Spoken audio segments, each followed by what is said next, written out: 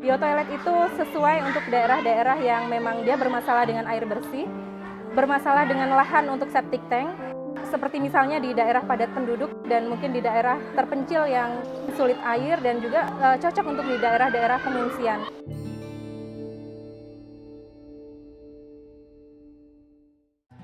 Sekilas tidak ada yang berbeda dengan jamban ini. Namun jika diperhatikan seksama, jamban ini tidak dilengkapi dengan penyiram kotoran. Sebagai penggantinya justru tersedia panel listrik. Inilah biotoilet atau toilet pengompos di SD Negeri 210 Babakan Sinyar, Kota Bandung, Jawa Barat.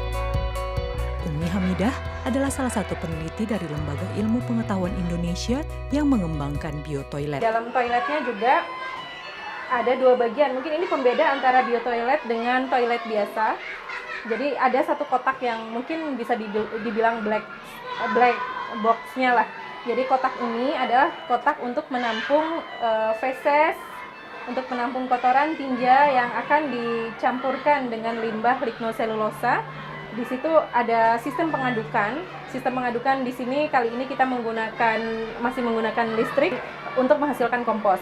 Pada biotoilet, panel listrik berfungsi untuk menggerakkan pengaduk kotoran dengan serbuk gergaji. Sebagai lignoselulosa atau limbah yang berasal dari tanaman yang bersifat tidak mudah hancur, serbuk gergaji efektif untuk mengubah kotoran menjadi kompos serta menangkap bakteri termasuk bau dari kotoran. Sementara karbon dioksida dalam proses pengomposan dibuang melalui cerobong. Jadi bagian penting dari sistem biotoilet ini adalah kita membutuhkan media penangkap atau matriks yang bisa menggunakan limbah lignoselulosa. Jadi limbah lignoselulosa itu bisa apa yang ada di sekitar kita. Yang paling mudah ditemukan di sini salah satunya adalah menggunakan serbuk gergaji dan dia cukup stabil untuk digunakan dari hasil penelitian kami. Sejak pertama kali diperkenalkan tahun 2019, SD Negeri 210 Babakan masih menjadi satu-satunya sekolah percontohan untuk biotoilet di Kota Bandung. Namun tak cukup hanya membangun infrastruktur. Peneliti lulusan jurusan Rekayasa Hayati dari Universitas Tsukuba, Jepang itu juga perlu melakukan sosialisasi. Selain memperkenalkan toilet, bersama peneliti lainnya dari LIPI, Umi Hamidah juga menjelaskan pentingnya sanitasi. Nah, kotoran gimana biar bisa bernilai uang? Nah, kotorannya itu diubah dulu. Jadi menghasilkan komposnya diangkut, kemudian dimanfaatkan di pertanian. Kotorannya itu bisa jadi pupuk sayuran. Nah, dari pupuk itu kan menghasilkan sayurannya bisa menghasilkan uangnya bisa dimanfaatkan lagi oleh manusia lagi. Siswa sekolah dasar menjadi target sosialisasi karena dianggap kelompok yang paling cocok untuk menanamkan pembentukan karakter. Ya, ini kan suatu teknologi baru gitu ya, mengubah kebiasaan, mengubah budaya itu tantangan gitu. Siswa sekolah itu adalah sebenarnya seperti agen pengubah gitu di masyarakat. Mereka yang akan membawa suatu informasi baru atau teknologi baru untuk keluarganya gitu. Selain sosialisasi di dalam kelas, para siswa juga melakukan simulasi penggunaan toilet. Ya, sudah selesai. Udah itu, pijit ini. Kira-kira 30 detik, 40 detik kan gitu ya nanti ini. Jadi kalau merah, tuh mau cobain pijit ya. Coba nggak kalau udah bisa dipakai? Mau. Kenapa? Karena bisa menjadi uang. Karena tidak bau.